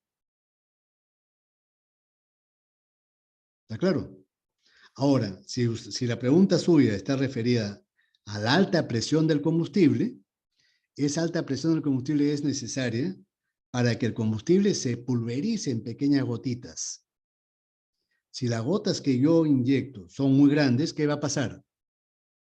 ¿No creen ustedes que corremos el riesgo de que demore tanto en vaporizarse y en autoencenderse, que cuando se produzca el autoencendido ya el pistón ha bajado? Y eso es inútil.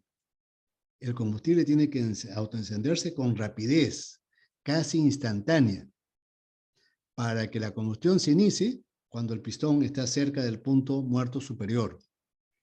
No cuando ya está bajando, no, sino cuando está prácticamente en la cúspide, en el punto muerto superior. Listo, ingeniero, gracias. Ya, de nada. A ver, vamos a proseguir entonces con los criterios. ¿Ya? Vamos a ver.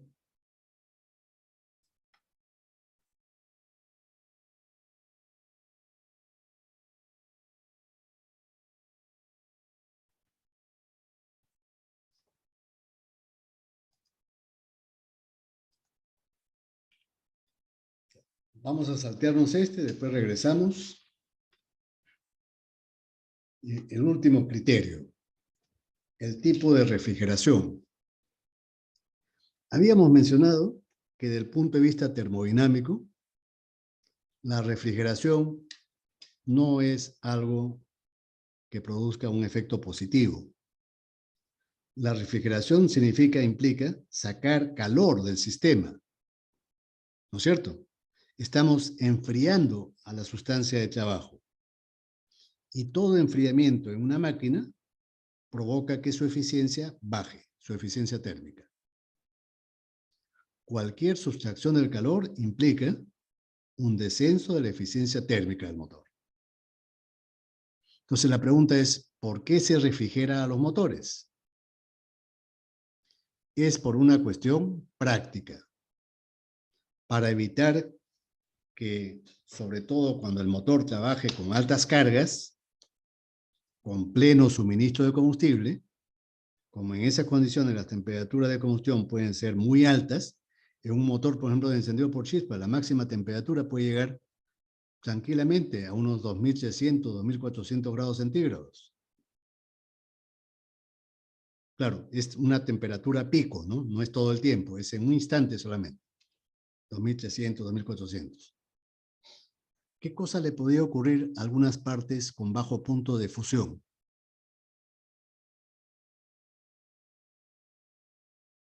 Hay partes, por ejemplo, en el motor que son de aleación de aluminio. ¿Y el aluminio a qué temperatura funde? El aluminio está fundiendo pues a unos 700 grados centígrados. Claro, esos 2400 que yo menciono que se alcanzan a combustión es un instante nomás, ¿no? Si fuera permanente, no habría motor que aguante esa temperatura. Se fundiría siempre. La cuestión es que acá la temperatura es pico, un solo instante, ¿no? Pero aún así, hay el serio riesgo de que las partes con bajo punto de fusión se fundan. Por eso que se utiliza la refrigeración. Y hay dos métodos, dos medios para refrigerar los motores. La más sencilla, pero que solamente está restringida a motores pequeños, es la refrigeración por aire. Motores pequeños, ¿no? Generalmente, pues, de motocicletas, de 2 tiempos o de 4 tiempos. Recuerden que las motocicletas actuales son de 4 tiempos. Solamente las antiguas, que ya no se producen, eran de 2 tiempos, ¿no? Sin embargo, a nuestro medio, todavía siguen entrando mototaxis, por ejemplo, con motores de 2 tiempos, de procedencia hindú, los Bayash. Esos son de 2 tiempos, hay de 2 tiempos y hay de 4 tiempos. Pero todos son refrigerados por aire. ¿Cómo me doy cuenta que son refrigerados por aire? Porque tienen estas aletas. aletas de enfriamiento. En el monobloc, en la culata, e incluso ustedes vean en el cárter, ¿no? Es para enfriar. ¿Qué ventajas tiene esta refrigeración por aire? ¿Cuándo se utilizan? Como ya lo he mencionado, se utilizan en motores pequeños. Los motores pequeños, como cualquier cuerpo físico, sólido, tienen la propiedad que mientras más pequeño es, más rápido se enfría. ¿Ya? Un cuerpo, mientras más pequeño es, más rápido se enfría. Por eso que nosotros, por ejemplo, si tenemos un producto, una papa, por ejemplo, caliente, y estamos apurados, ¿qué cosa hacemos? Lo cortamos en pedacitos la papa, ¿no? ¿Para qué? Para que tenga más superficie de transferencia de calor y se enfríe más rápido. En los cuerpos también ocurre lo mismo, que sería un motor. Si el motor es más pequeño, se enfría, tiene ahí una tendencia a enfriarse con mayor rapidez. Entonces, generalmente son motores de motocicletas o de máquinas portátiles. ¿Qué ventajas tienen estos motores? La primera ventaja es que como no pierde mucho calor, la eficiencia te ayuda a que la eficiencia térmica crezca un poquito. Como no se pierde mucho calor, la eficiencia térmica crece un poquito. Favorece al aumento de la eficiencia térmica. Pero hay una desventaja. Digamos, el régimen térmico del motor, en otras palabras, las temperaturas del motor, es bastante inestable en cuanto a su valor. Es decir, el motor va a tender por cualquier motivo a aumentar su temperatura o a bajarse. Es como es decir, un niño pequeño, por ejemplo. Un niño pequeño, su temperatura es inestable, ¿no es cierto? Puede subir en algún momento inesperadamente y también bajar. Porque rápidamente tiene esa tendencia a perder calor. En cambio, la temperatura de adulto es más estable. Entonces, hay ese peligro, ¿no? Es decir, que el trabajo es inestable en cuanto a su régimen térmico, a su régimen de temperaturas de las superficies. Puede producirse sobrecalentamientos con facilidad. Pueden producirse sobrecalentamientos. Cuando la motocicleta está detenida, entonces no hay viento. Y ese viento no impide de que el motor se enfríe.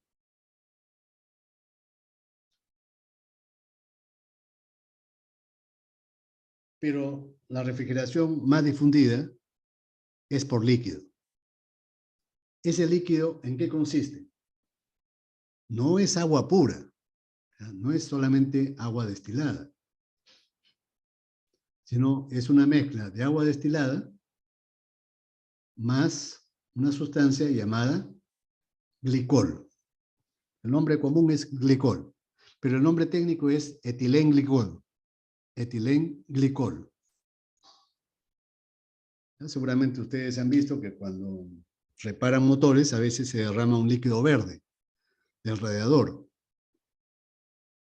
Esa sustancia que es un poquito viscosa es el etilenglicol. Si ustedes ven películas de asesinatos por televisión, van a ver que muchos casos de envenenamiento en Estados Unidos, no muchos, algunos casos, es por la ingesta de etilenglicol. Envenenamiento, es decir, de forma criminal, ¿no? De forma homicida. Porque tiene un sabor dulce, dicen, ¿no? Un sabor dulce, como el vino. Se mezcla y tiene un sabor azucarado. Pero es venenoso.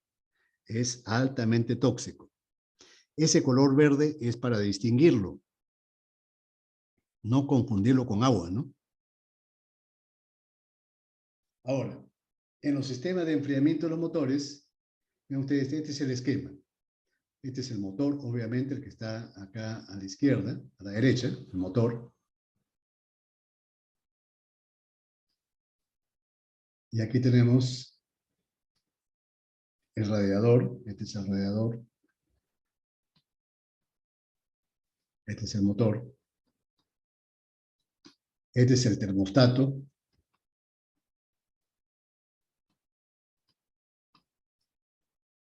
y un ventilador.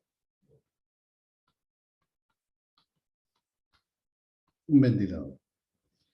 Cuando el motor está frío y el agua todavía no ha alcanzado su temperatura óptima de trabajo, entonces, ¿qué cosa ocurre? Aquí tenemos una bomba de agua. La bomba de agua se encarga de recircular el agua, ¿no? La bomba de agua se encarga de recircularla. Entra por la parte de abajo de los cilindros, entra por unas cavernas, unos conductos internos en el monobloc y en la culata, y después sale y se vuelve al circuito. Un circuito pequeño, hasta que el agua se caliente. Cuando el agua se calienta, este termostato es una especie de válvula que se abre por temperaturas, por efecto de la temperatura. ¿Está claro? Cuando la temperatura es suficientemente alta, este termostato se abre automáticamente y permite que el agua del motor no se bypassee de frente, sino que pase a este circuito, al circuito donde está el radiador. No sé por qué no escribe esto. Pasa por radiador, de abajo, de arriba hacia abajo. Pero acá hacemos que cruce una corriente de aire, el aire que es succionado por este ventilador. Entonces el aire se encarga de enfriar al agua. El agua un poco más fría, 10 grados centígrados más fría, sale del radiador, ingresa a la bomba, y la bomba se encarga de suministrarla al motor. Esa agua, 10 grados centígrados más fría, se encarga de enfriar al motor. ¿Cuál es la ventaja? Que el enfriamiento, el régimen térmico de enfriamiento es mucho más estable. Es decir, la temperatura del motor es mucho más pareja, no está subiendo y bajando descontroladamente, sino que se mantiene más o menos constante dentro de cierto rango. Esa estabilidad en el régimen térmico también proporciona una estabilidad en el funcionamiento del motor. El motor no se está acelerando y frenando solo. El motor trabaja más estable. Uno de los elementos que provoca esta estabilidad es el sistema de enfriamiento por líquido. ¿Está claro? La proporción entre el agua destilada y el etilenglicol más o menos es 50% de agua y 50% de etilenglicol. 50-50. A veces ya lo venden mezclado, ¿no? El agua con el refrigerante. Ese refrigerante, ¿qué objetivo tiene? ¿Por qué se le echa refrigerante? Ese refrigerante tiene la propiedad que su temperatura de ebullición es mayor a 100 grados centígrados. Y su temperatura de congelamiento es menor que 0 grados centígrados. Entonces tiene un rango más amplio de trabajo, ¿ya? Manteniéndose en estado líquido. Más de 100 y menos de 0. Sobre todo a nosotros nos interesa la temperatura de ebullición, ¿no? Es decir, no queremos que el agua comience a vaporizarse en el sistema.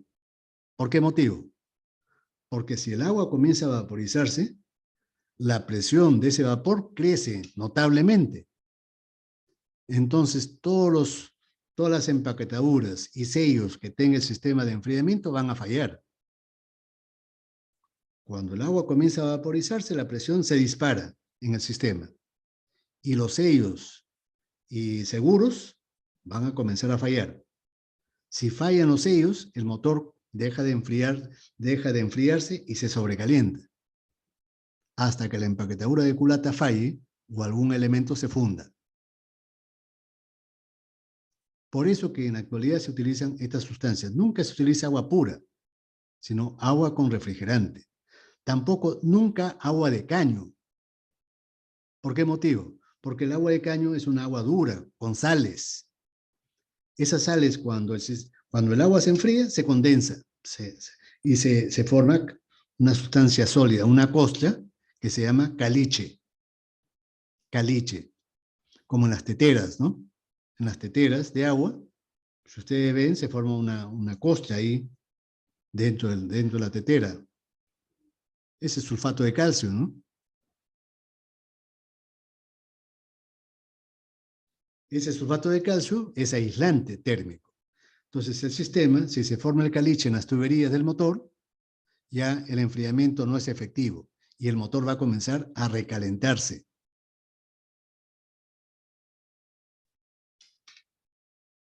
¿Está bien? ¿Se entendió, por favor? Ingeniero, ¿Tienen alguna duda? ingeniero, ¿me escucha? Sí, sí le escucho. Tengo una pregunta. ¿A qué Sí. se debe que cuando el motor está encendido siempre llega a una temperatura, se puede decir media, ¿no? Y se mantiene eso a lo largo del funcionamiento de este. Sí. ¿Esta temperatura es fijada, es para todos los motores o depende del tipo de motor? Es decir, el termostato, es decir, la temperatura a la cual se abre el termostato depende del fabricante, ¿ya? En principio. Pero de un fabricante a otro tampoco significa que las diferencias sean abismalmente grandes. Es decir, un termostato, por ejemplo, comienza a abrirse a partir de los 82, de los, digamos, 92, 93 grados centígrados, comienza a abrirse. ¿Está bien? Dependiendo de un fabricante a otro, esa temperatura puede fluctuar 1, 2, 3 grados. Y después el termostato se cierra si es que la temperatura baja por debajo de 82. ¿Ya? Esa temperatura a la cual se cierra el termostato también depende del fabricante. Pero de un fabricante a otro, repito, no hay grandes diferencias. Es de 1 a 2, 3 grados.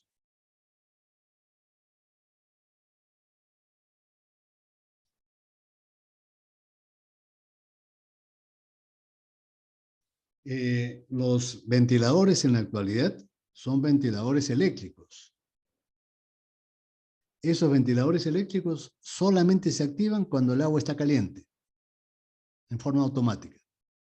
Claro, y es lógico que así sea, ¿no? ¿Qué sentido tendría que los ventiladores comiencen a moverse cuando el motor está frío todavía? Si los ventiladores comenzaran a moverse desde cuando el motor está frío, entonces demoraría mucho tiempo el agua en calentarse. Y nosotros requerimos que tanto el agua como el aceite rápidamente alcancen su temperatura óptima de trabajo. No queremos que el aceite esté frío por mucho tiempo, porque eso provoca desgaste. Y el aceite va a estar frío si es que el agua demora mucho en calentarse.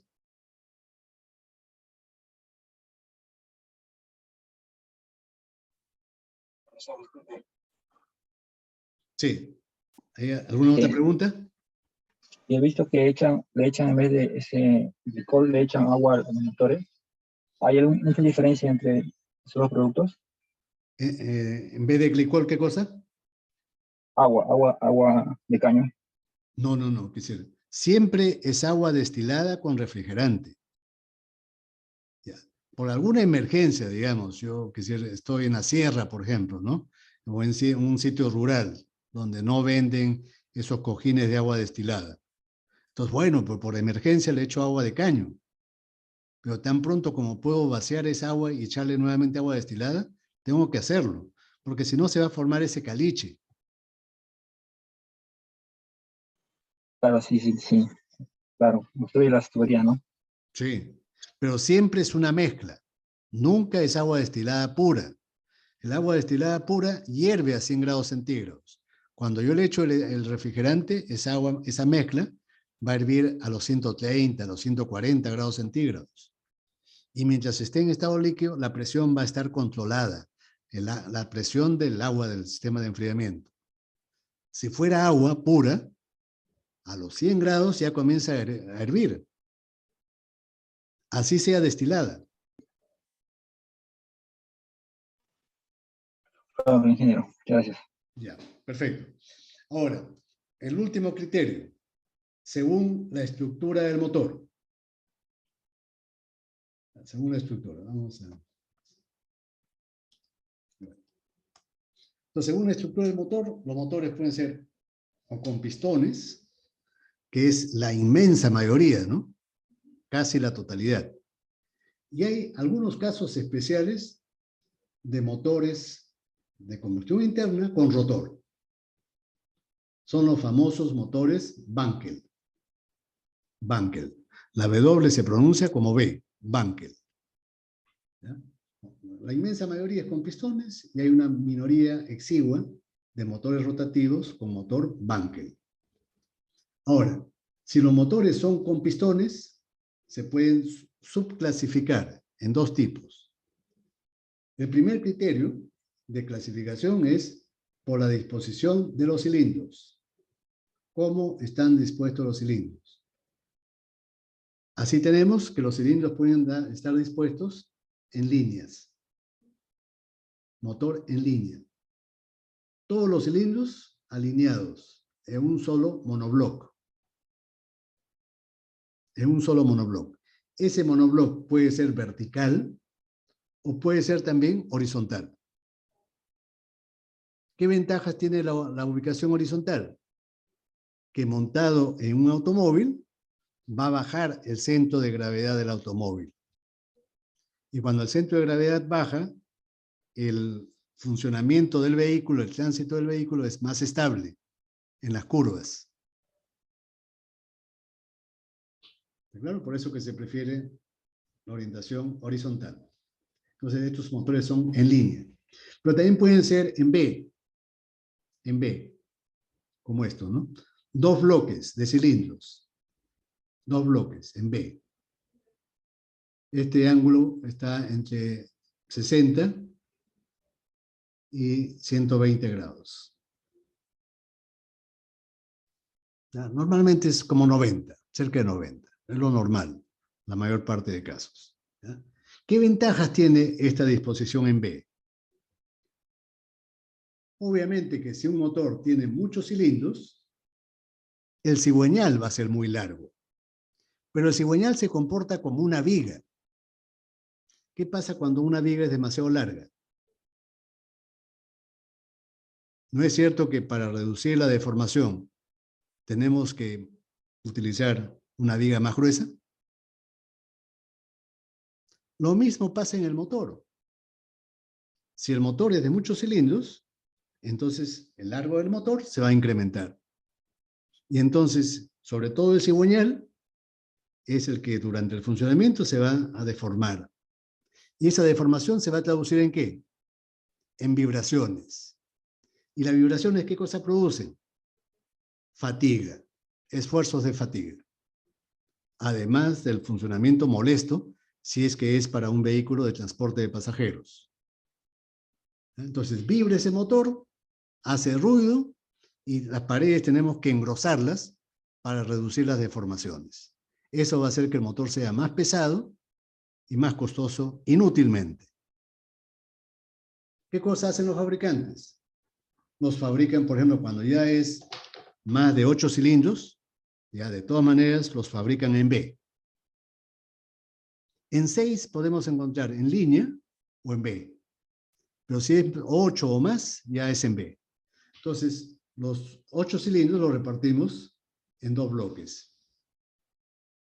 Así tenemos de 8 en B, 12 en B, 16 en B, 24 en B. Podemos encontrar hasta 28 cilindros. ¿Está claro? Este motor es mucho más compacto. ¿Qué cosa significa compacto? Que para la misma potencia ocupa menos espacio y menos peso. Para la misma potencia. Tiene menores vibraciones. Vibra menos. Hace menos ruido. Claro, estructuralmente más complicado, ¿no? Pero eso compensa, que si todas las ventajas que he mencionado lo compensa. Otro esquema muy utilizado es la disposición de cilindros opuestos. Es decir, dos bloques de cilindros. 1 y 2. Dos bloques de cilindros. 4 cilindros. 2 a la izquierda, 2 a la derecha. Es como si fuera un motor en B. ¿Con qué ángulo entre bloques? 180. 180. Es como un motor en B a 180 grados entre bloques. ¿Por qué los hacen así? ¿Qué ventajas tiene eso? Porque también es un motor muy compacto. Si lo comparamos con el primero, es muy compacto. ¿No es cierto? Además que es plano. Eso hace que el centro de gravedad sea muy bajo. Eso ayuda a la estabilidad del vehículo durante su tránsito. Los motores Volkswagen, los antiguos escarabajos Volkswagen, eran así, con motores de cilindros opuestos. A esa disposición se le llama boxer. Boxer. O de cilindros opuestos. Y por último, otro caso muy frecuente, o era frecuente, mejor dicho, eran los motores con estructura radial. Radial. Estos dos. O estrella. Radial o estrella.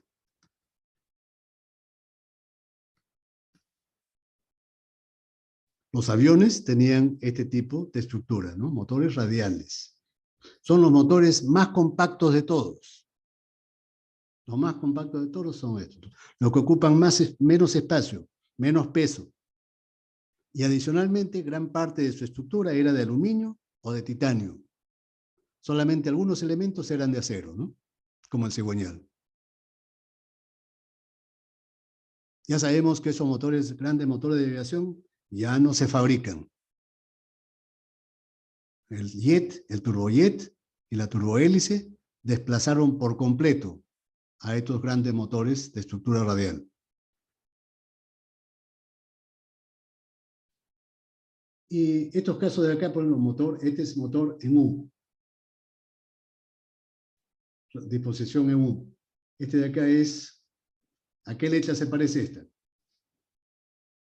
Esta estructura, H. ¿qué? H. Disposición H. Este es U. El otro, el D,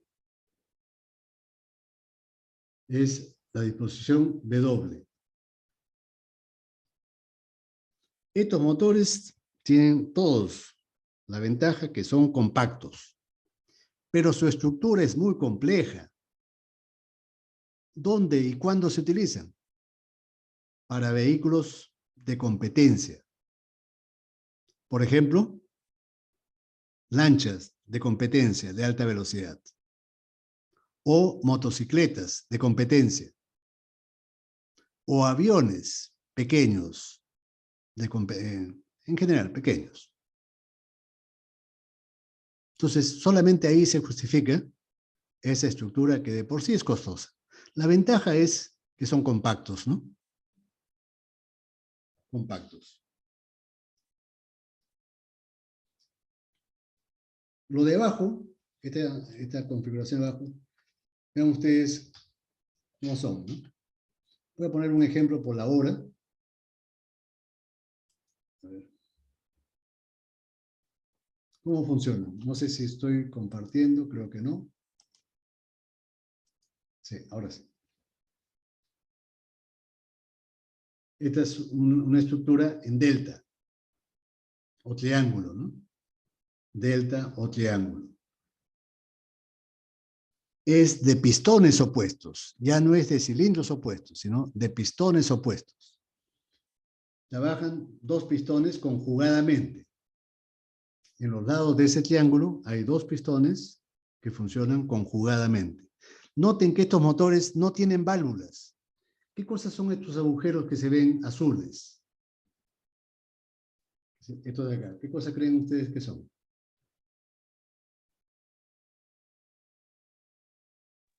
¿Como las lumbreras? Lumbreras. Muy bien, son lumbreras. Estos motores trabajan con lumbreras. Y las bujías se encuentran acá en el medio. En el medio. Bujías. Estos motores también tienen la peculiaridad de ser compactos, pero muy complejos geométricamente, estructuralmente. Solamente se justifican en embarcaciones navieras de competencia, lanchas o yates.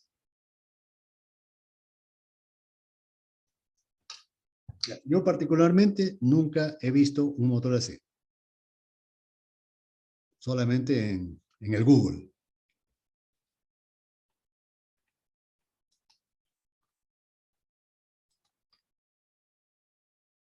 Listo, el tiempo me ganó como siempre. Ya. Entonces, aprovechando que está la mayoría de alumnos, yo por favor les invoco para mañana he programado la prueba de entrada. Esta prueba de entrada no forma parte de las notas que ustedes van a obtener al final del curso. Solamente son referenciales para mí. Por ejemplo, si yo noto que en algún punto de termodinámica, por ejemplo en ciclos teóricos, yo veo que la mayor parte no contesta, entonces en el capítulo correspondiente reforzaré ese capítulo, ¿no? O lo que es en mecánica de fluidos, o en lo que es experimentación. Es importante que den esto, por favor, y que lo den con toda responsabilidad. Nos han dicho que si asisten menos del 70%, la prueba no es representativa y no se va a tomar en cuenta. Entonces, para mantener la acreditación ABET, es necesario que los alumnos rindan su prueba de entrada. Repito, la nota que obtengan no se toma en cuenta en su promedio. Solamente es como referencia para mí.